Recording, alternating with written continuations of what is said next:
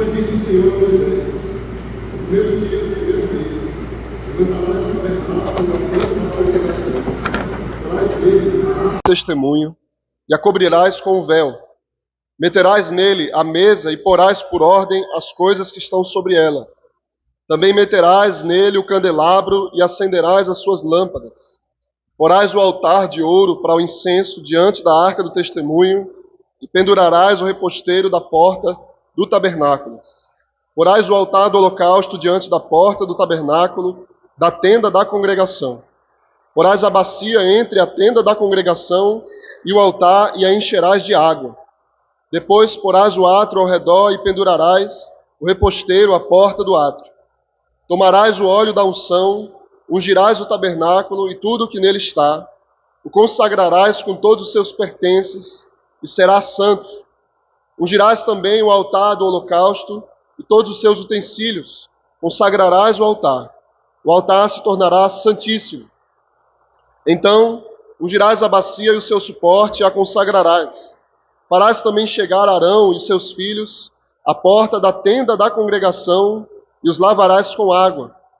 Vestirás Arão das vestes sagradas e o ungirás, e o consagrarás para que me oficie como sacerdote. Também farás chegar seus filhos e lhes vestirás as túnicas. Os ungirás como ungiste seu pai, para que me oficiem como sacerdotes. Sua unção lhe será por sacerdócio perpétuo durante as suas gerações. Tudo fez Moisés segundo o Senhor lhe havia ordenado, assim o fez. No primeiro dia do segundo ano, no primeiro dia do mês, se levantou o tabernáculo. Moisés levantou o tabernáculo e pôs as suas bases, armou as suas tábuas, meteu nele as suas vergas e levantou as suas colunas. Estendeu a tenda sobre o tabernáculo e pôs a coberta da tenda por cima, segundo o Senhor ordenara a Moisés. Tomou o testemunho, o pôs na arca, meteu os varais na arca e pôs o propiciatório em cima da arca. Introduziu a arca no tabernáculo, pendurou o véu do reposteiro e com ele cobriu a arca do testemunho, segundo o Senhor ordenara a Moisés. Pôs também a mesa na tenda da congregação, ao lado do tabernáculo, para o norte, fora do véu. Sobre ela pôs em ordem os pães da proposição perante o Senhor, segundo o Senhor ordenara a Moisés. Pôs também na tenda da congregação o candelabro de fronte da mesa, ao lado do tabernáculo para o sul. Preparou as lâmpadas perante o Senhor, segundo o Senhor ordenara a Moisés. Pôs o altar de ouro na tenda da congregação diante do véu. Acendeu sobre ele o incenso aromático, segundo o Senhor ordenara a Moisés. Pendurou também o reposteiro da porta do tabernáculo. Pôs o altar do holocausto à porta do tabernáculo da tenda da congregação e ofereceu sobre ele holocausto, oferta de cereais, segundo o Senhor ordenara a Moisés. Pôs a bacia entre a tenda da congregação e o altar e a encheu de água para se lavar. Nela Moisés, Arão e os seus filhos lavavam as mãos e os pés, quando entravam na tenda da congregação e quando se chegavam ao altar, segundo o Senhor ordenara a Moisés. Levantou também o átrio ao redor do tabernáculo e do altar e pendurou o reposteiro da porta do átrio. Assim Moisés acabou a obra. Então a nuvem cobriu a tenda da congregação e a glória do Senhor encheu o tabernáculo. Moisés não podia entrar na tenda da congregação, porque a nuvem permanecia sobre ela. A glória do Senhor enchia o tabernáculo. Quando a nuvem se levantou de sobre o tabernáculo, os filhos de Israel caminhavam avante em todas as suas jornadas. Se a nuvem, porém, não se levantava, não caminhavam, até o dia em que ela se levantava. De dia a nuvem do Senhor repousava sobre o tabernáculo, e de noite havia fogo nela, à vista de toda a casa de Israel, em todas as suas jornadas. Amém. Vamos orar, irmãos. Santo Deus e maravilhoso Pai, te louvamos, Deus, por essa manhã, te louvamos porque Tu nos levantou pela força que o Senhor supre, o Teu poder, na Tua misericórdia. Te agradecemos, Senhor, porque Tuas misericórdias se renovaram nessa manhã. Te louvamos, Deus, por essa chuva que Tu manda sobre a terra, porque por ela Tu nos dá Tu purifica a terra, por ela tu alimenta, Senhor, tu nutre, tu lava, Senhor. Te louvamos, Senhor, por esse culto, pelo dia do Senhor que tu nos concedeu, é teu. Tu nos dá o privilégio de nos achegarmos a Ti em adoração solene. Nos ajuda, Pai, a fazermos bom uso desse momento, a Te adorar conforme a Tua palavra, com toda a reverência do nosso coração. Não permite que a gente se distraia.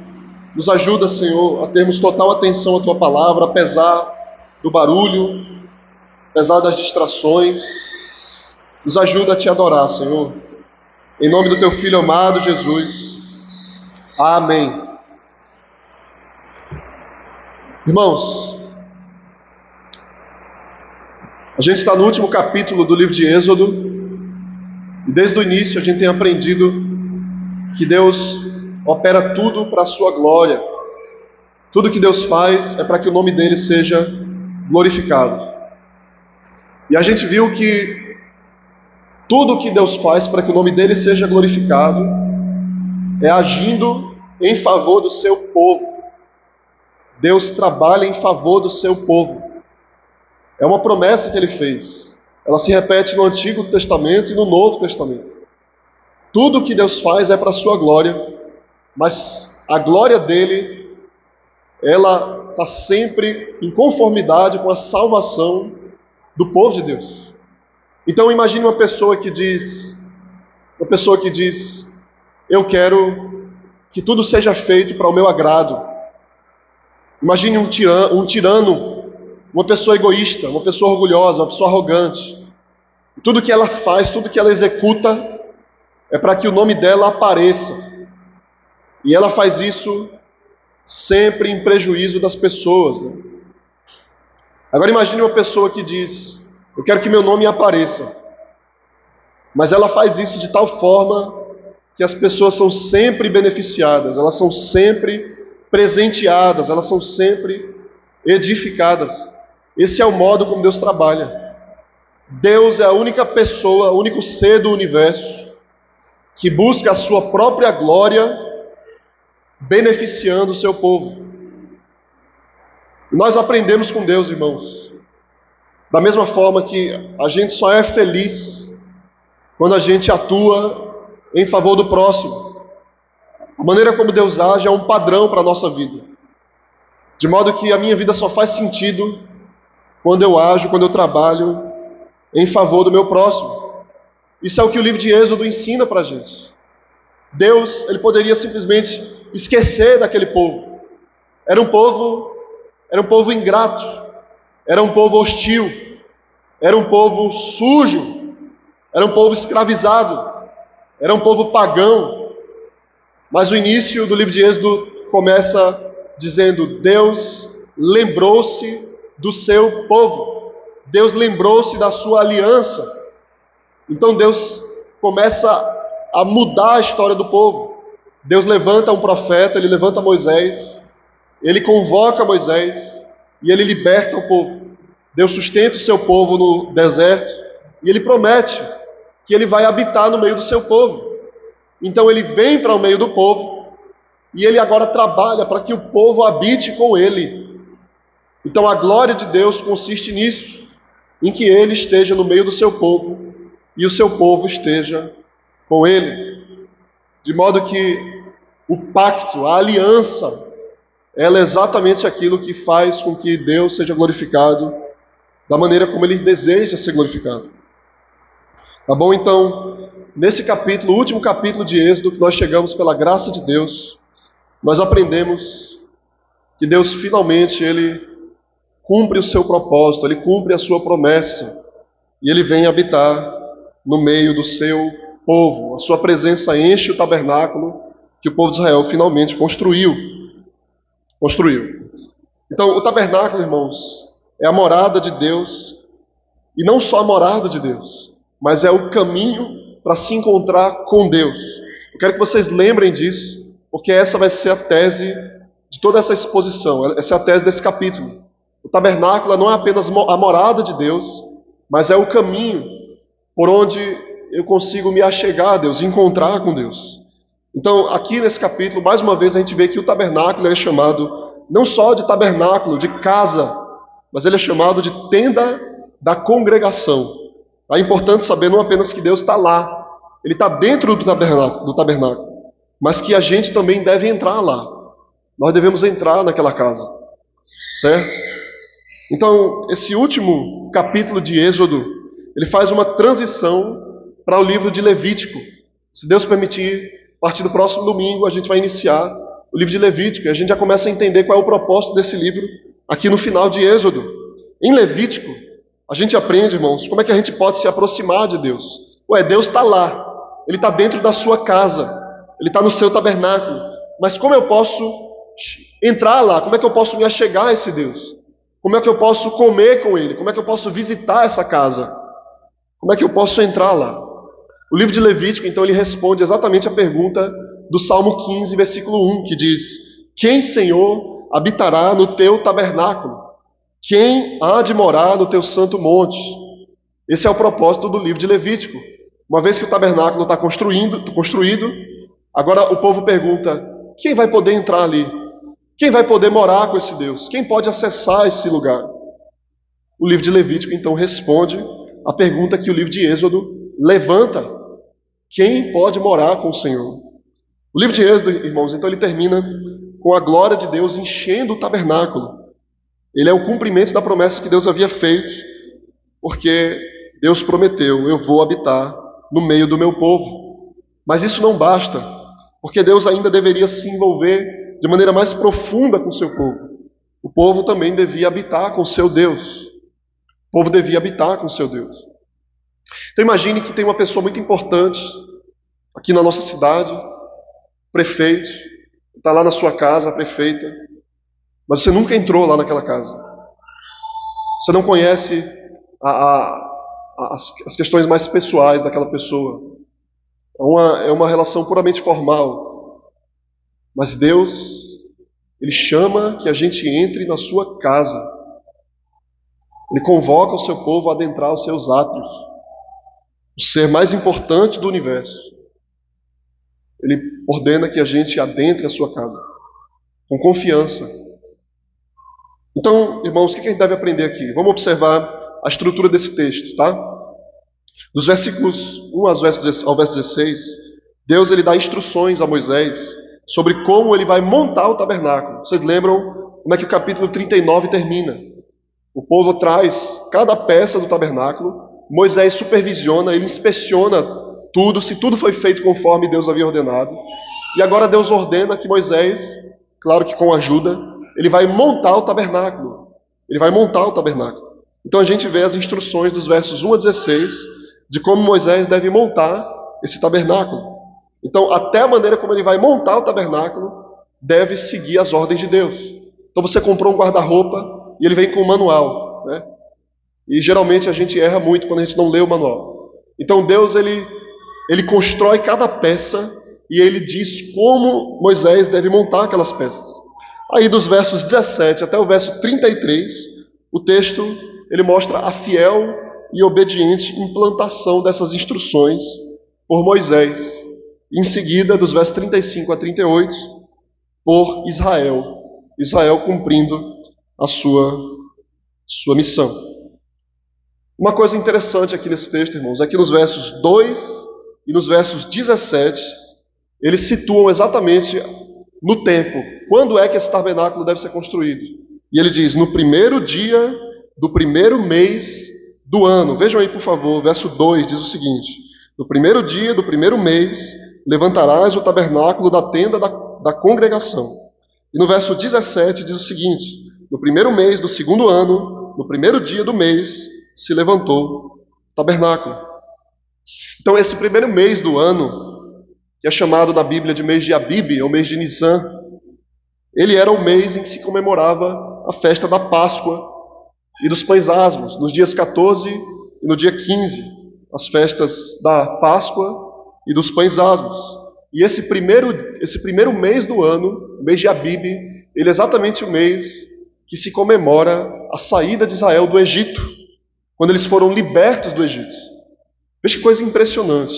A gente não tem uma relação profunda aqui entre a libertação do povo do Egito e a construção do tabernáculo.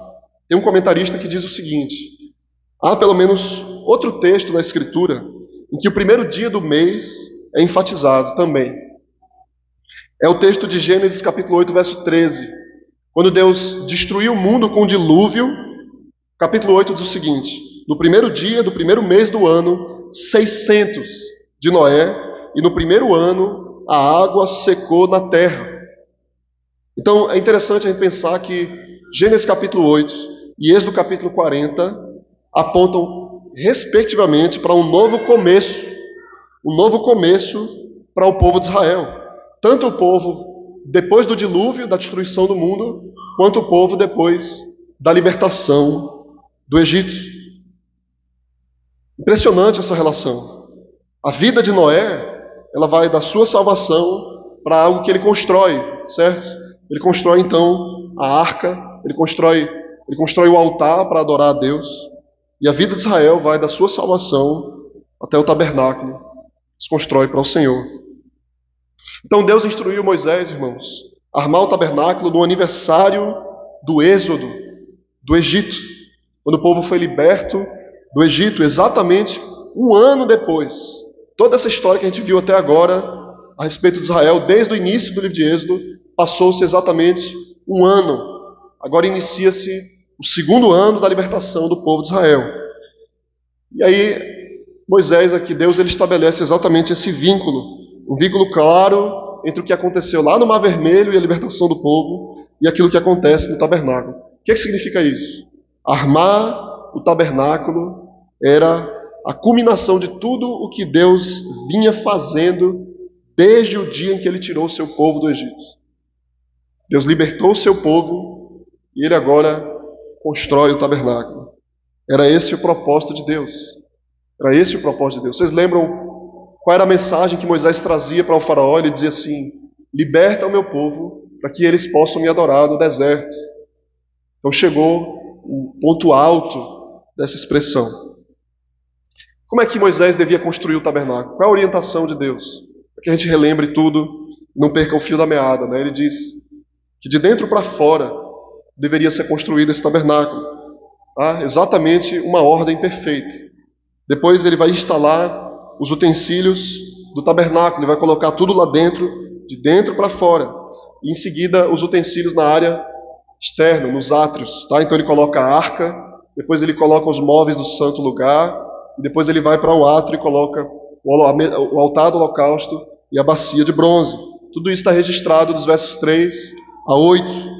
Depois que ele arma o tabernáculo, Moisés ele tem que ungir o tabernáculo. Está escrito dos versos 9 a 11. Então Moisés unge todo o tabernáculo com o óleo da unção. Então depois Moisés ele teve de consagrar também os sacerdotes. Então ele unge o tabernáculo, depois de montar o tabernáculo, ele agora vai ungir o sumo sacerdote Arão, os seus filhos e os demais sacerdotes, versos 12 a 15. Versos 12 a 15.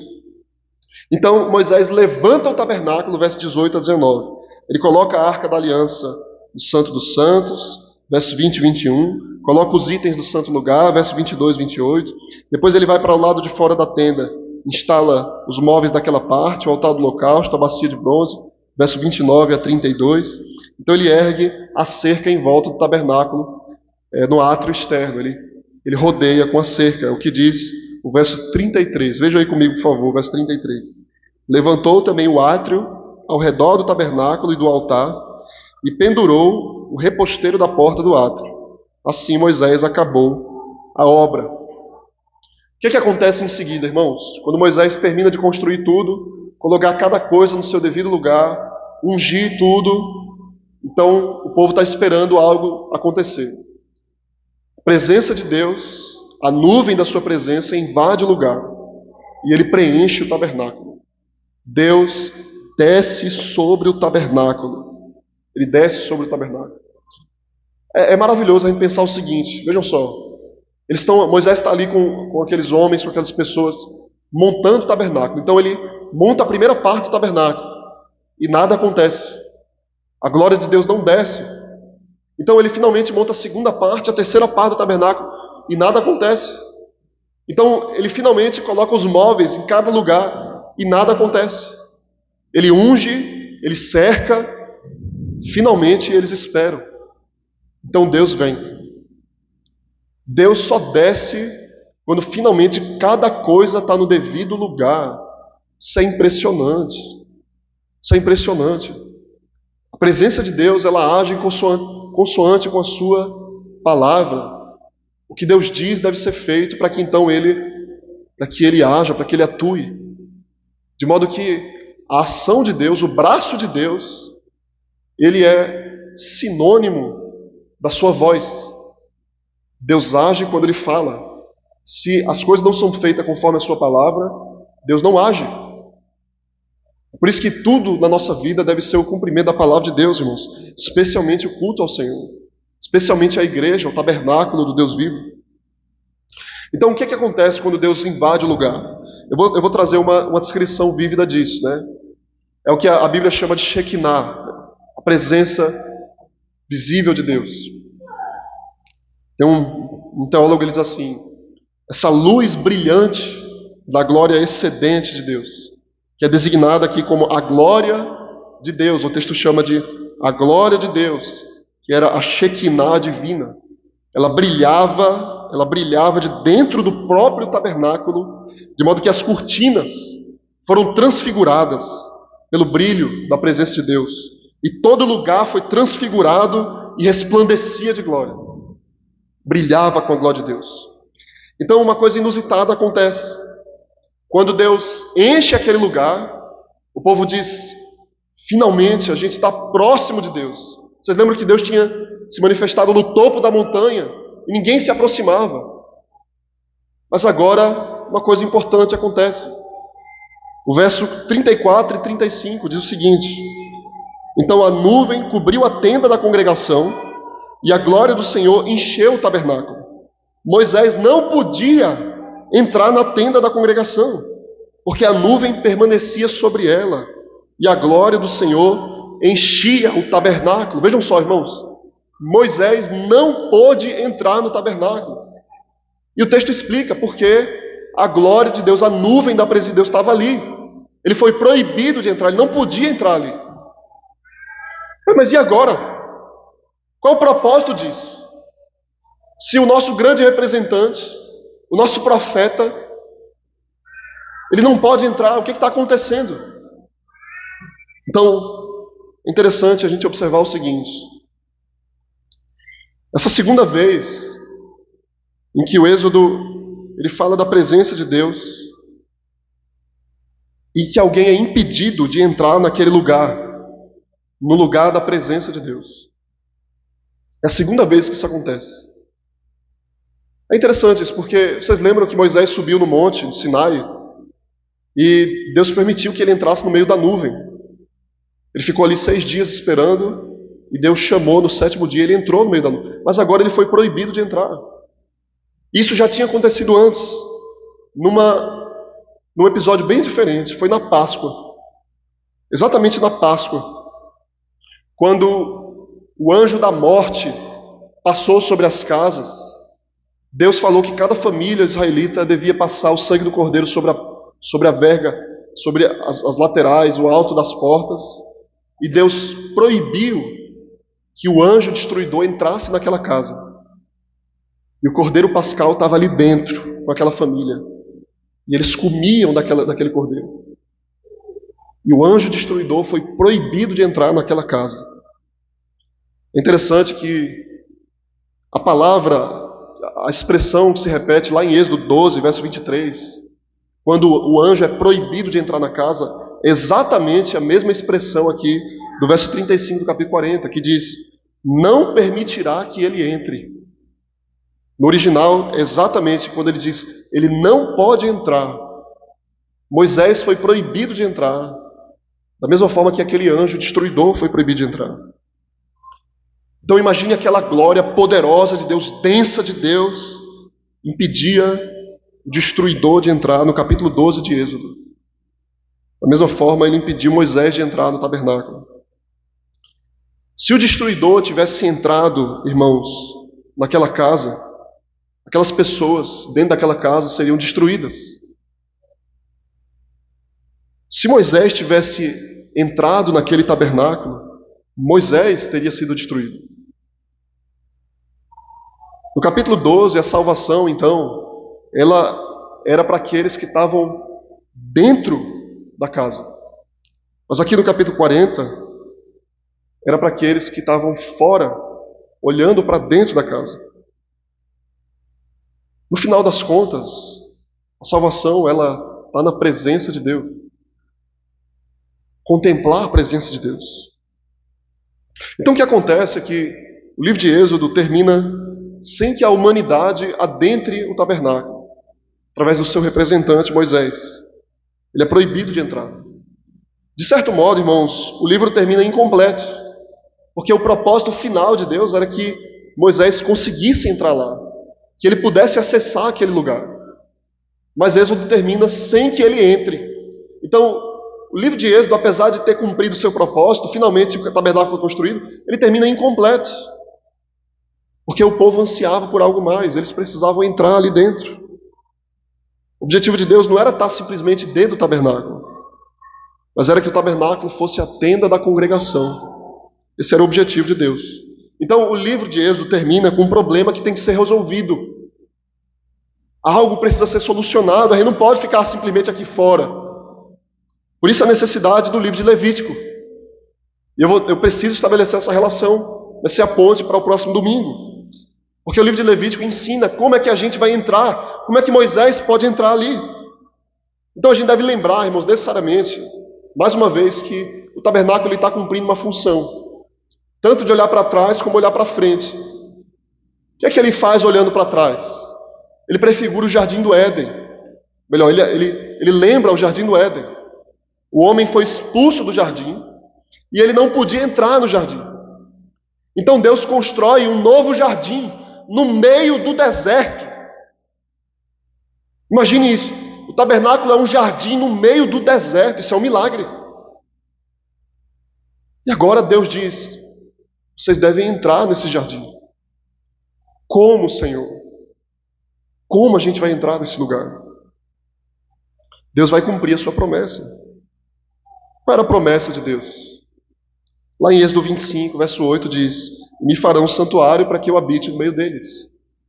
E no capítulo 29, verso 45, Deus diz: e habitarei no meio dos filhos de Israel e serei o seu Deus. Mas não é só isso. A gente precisa se aproximar desse Deus. Eu quero lembrar vocês de um episódio parecido. Da mesma forma que Moisés construiu o tabernáculo, Salomão construiu o templo. O templo foi o tabernáculo de Deus fixo. Foi construído na cidade de Jerusalém, na terra de Canaã. Mas uma coisa interessante acontece. Quando o templo termina de ser construído, os sacerdotes são proibidos de entrar. Abra, por favor, sua Bíblia em 1 Reis, capítulo 8, no verso 10 e o verso 11, irmãos.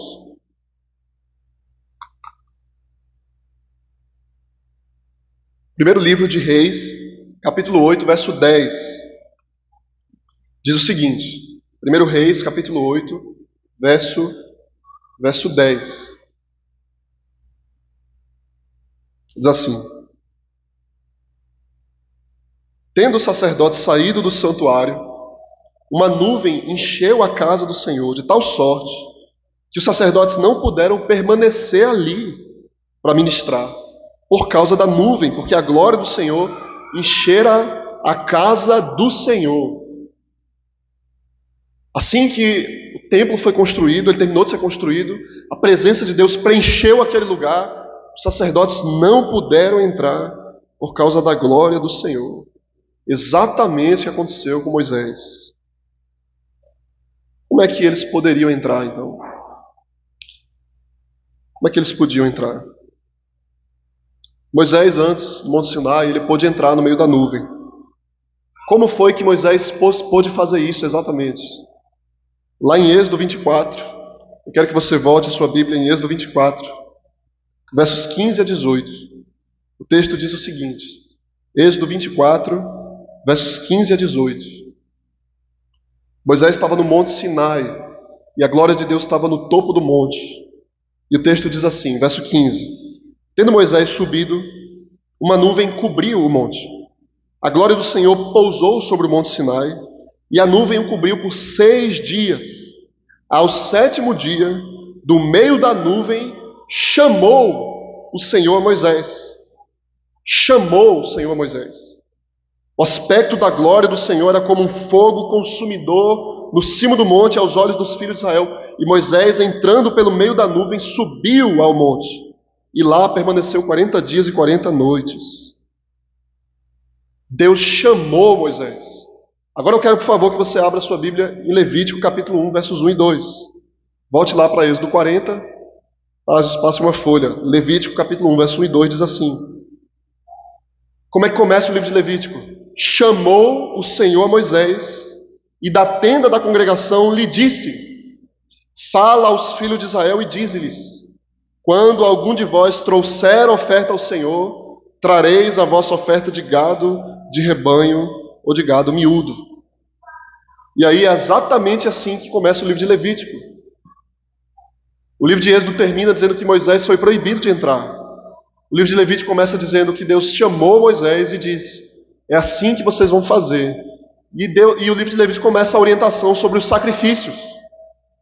E ele começa a orientar sobre o holocausto, que é o principal sacrifício para que o povo entre no tabernáculo. É assim que começa o livro de Levítico. O que a gente precisa entender aqui, irmãos, em primeiro lugar? Qual é o ápice dessa revelação? Deus é santíssimo. O homem não pode habitar com chamas eternas, como diz o profeta Isaías.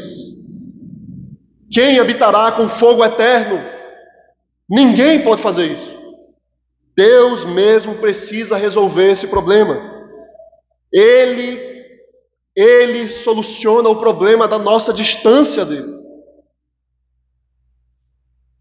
Nem Moisés, o mediador, ele não pôde fazer isso. Era então necessário não apenas a orientação de Deus sobre a estrutura do tabernáculo, mas também eles precisavam de uma nova revelação. Eles precisavam de mais orientação. Eles precisavam de uma nova revelação. Então o texto diz: Deus chamou Moisés e disse a ele. Deus fala com Moisés. O que vocês vão fazer então? Eles precisavam aprender como se aproximar de Deus. Então Deus providencia isso imediatamente após a construção do tabernáculo. E aí a gente compreende qual é o ponto alto do livro de Levítico. Ou melhor, do livro de Êxodo. Era a glória do tabernáculo. Qual era a glória do tabernáculo? A presença de Deus estava ali. Deus estava ali. Mas esse ainda não era o ápice da história da salvação do povo. Vejam só, qual é o ponto alto do livro de Êxodo? A construção do tabernáculo. Mas esse ainda não era o ponto alto da história da salvação. Porque isso tudo era apenas um vislumbre do que Deus ia fazer pelo seu povo. Havia algo mais que ele iria fazer. Isso tudo era apenas uma sombra de Cristo. A gente deve lembrar, irmãos, como é que tudo aponta para Jesus. Eles precisavam de um mediador melhor do que Moisés, de um sacrifício melhor do que os animais. Alguém tem que morrer para que eles entrem lá. Era essa a condição. Então Jesus é o Moisés da nossa salvação. Ele é o mediador que nos representa perante Deus. Essa é a história do livro de Êxodo. Não é a história de Moisés. Jesus é o cordeiro da nossa Páscoa. Ele é o sacrifício pelos nossos pecados. Jesus é o nosso caminho para fora do Egito. Jesus é o libertador que nos batiza no mar da sua graça. Jesus é o nosso pão no deserto. Ele é o maná, ele é o provedor que nos dá o que necessitamos todos os dias. Jesus é a voz da montanha que fala ao povo. Ele declara a sua lei para a nossa vida. Ele dá os seus mandamentos. Jesus é o altar do holocausto. Ele é o próprio holocausto. Ele é o candelabro que representa a árvore da vida e a luz da vida. Jesus é a bacia da nossa purificação. Ele é o santificador da nossa alma. A gente é lavado pelo seu sangue. Jesus é o grande sumo sacerdote, ele ora por nós. Ele entra no tabernáculo, ele oferece incenso. Jesus é o sangue do assento da misericórdia em cima da arca da aliança, do propiciatório, e ele faz expiação pelo nosso pecado. Grande Deus do Êxodo nos salvou em Jesus Cristo. Quando ele chega ao fim de Êxodo, a gente vê também que Jesus é a própria glória do tabernáculo. Isso foi assim no momento da concepção dele. A Bíblia ensina que o corpo físico de Jesus é a morada de Deus. Colossenses capítulo 1, verso 19 diz: aprove a Deus que nele residisse toda a plenitude. Ele é o tabernáculo. E já que a glória é um dos atributos de Deus, quando Deus fez a sua plenitude, a sua presença habitar em Cristo, sua glória desceu quando Jesus desceu. A Bíblia diz então que o Verbo se fez carne e tabernaculou entre nós, cheio de glória, cheio de graça e de verdade. João 14. Jesus é o nosso tabernáculo. Como tabernáculo, ele está cheio da glória de Deus. Ele é o resplendor da glória de Deus. Hebreus 1, 3. Mas não só isso, irmãos. O texto de Êxodo 40 termina dizendo que quando a presença de Deus vinha, o povo se assentava, eles assentavam acampamento ali e paravam. Quando Deus saía do tabernáculo, então eles levantavam, montavam as coisas e seguiam em frente. Mas a presença de Deus acompanhava o povo como uma coluna de nuvem ou de fogo no deserto. Vejam os versos 36 a 38, por favor, do capítulo 40 de Êxodo. Quando a nuvem se levantava de sobre o tabernáculo, os filhos de Israel caminhavam avante em todas as suas jornadas. Se a nuvem, porém, não se levantava, não caminhavam, até o dia em que ela se levantava. De dia, a nuvem do Senhor repousava sobre o tabernáculo, e de noite havia fogo nela, à vista de toda a casa de Israel, em todas as suas jornadas. Que coisa maravilhosa, né? O livro, então, de Êxodo termina com uma tensão, um problema, mas apesar disso, ele termina com confiança de que o povo vai peregrinar no deserto, mas Deus vai acompanhá-los até a terra de Canaã, até o final da sua caminhada. Então, qual era o objetivo de Deus, irmãos? Não era apenas morrer na cruz por nós. Era nos acompanhar até o final da nossa caminhada. Esse é o objetivo de Deus. Então, ele dá início na sua obra e ele leva até o final, como Paulo diz, aquele que começou a boa obra em vós há de completá-la até o dia de Cristo. E Jesus prometeu em Mateus 28, 20, antes de subir para o céu, ele disse: eis que estou convosco todos os dias até a consumação dos séculos. Ele vai nos acompanhar até o final. Até o final. De tal modo, irmãos, que a presença de Deus ela não está confinada em determinado lugar. A gente não precisa subir a montanha para falar com Deus. A gente não precisa de um lugar especial para buscar a presença de Deus. Na verdade, a gente hoje, na Nova Aliança, a gente diminui o caráter da glória de Deus. A gente não precisa disso.